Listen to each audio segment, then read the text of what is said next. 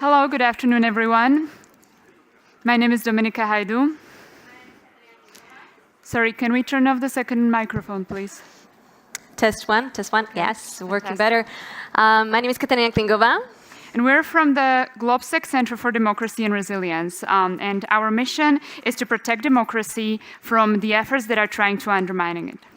So why are we here today? We're here today because we want to show you a snapshot of our latest research, GLOBSEC Trends 2023. And to make this more interesting, we also have a short quiz for you on Slido.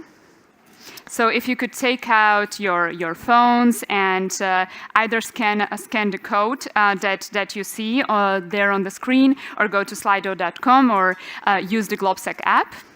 But while you open your application, let me tell you a bit about the GLOBSEC Trends.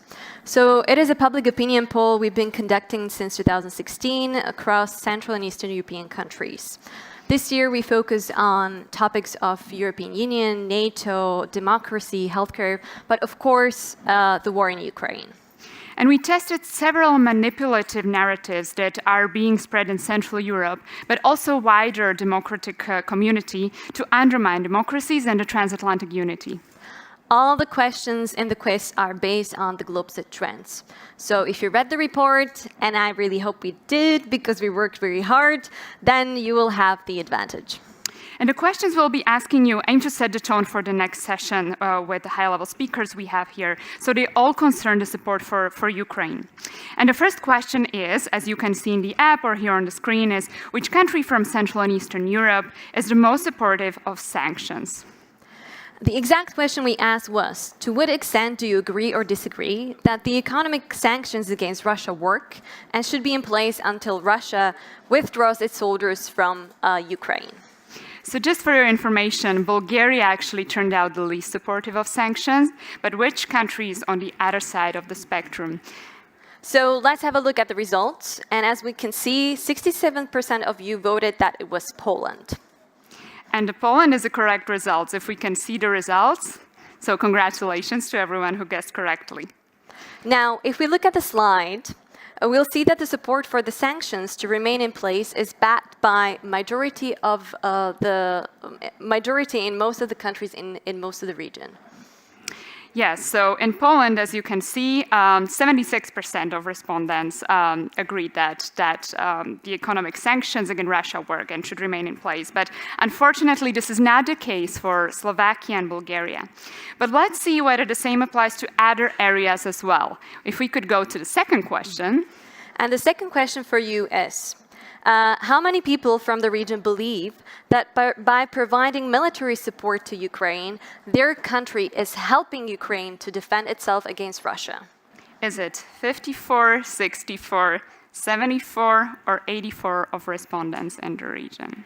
The provision of arms supplies to Ukraine is one of the most common issues exploited by actors trying to undermine Western support to Ukraine. So let's have a look at the results. I see that the votes are still coming in. Yeah. So if we could stop the polling now and see what was the correct answer. Yes, it was 70%. So actually, you underestimated the region a bit here. Really, 74% of the respondents in the region agree that by providing military equipment to Ukraine, we are helping Ukraine defend itself against Russia. But as you can see also from the slide, in a different question, also half of the respondents also believed that by providing military support to Ukraine, their country is provoking Russia and bringing itself closer to the war. And if we look at the next slide, there are pretty large variations by country. So on the right side, there's Poland, where almost everyone believes that military help to Ukraine is necessary for it to defend itself against Russia. But look, there is Slovakia, where almost 70% believe that by providing military help to Ukraine, our country is provoking Russia, actually, and bringing itself closer to the war. Yes, the results showcase the impact of information war in Slovakia. Therefore, a lot of energy and resources must be focused on maintaining the public support for Ukraine, but also to build resilience of our societies. This is especially vital for Slovakia awaiting snap election in September. And now, the last question we have for you, if we can put up the Slido, please, is how many people from Central and Eastern Europe believe that Ukrainian refugees receive support at the expense of their fellow citizens who need it more? Is it 23, 33, 43, or 53%? And maybe a hint, do not overestimate the generosity in the region. And this is, again, a very common narrative, a story utilized to demonize Ukrainians, to undermine the support for them, and fuel frustrations among people. But as the results are coming in, let's maybe see how you were doing it, how you were guessing, if we could stop the voting now. It was 53%. Yes. Well, unfortunately, 53% of the Central Eastern Europeans think and agree with this polarizing narrative.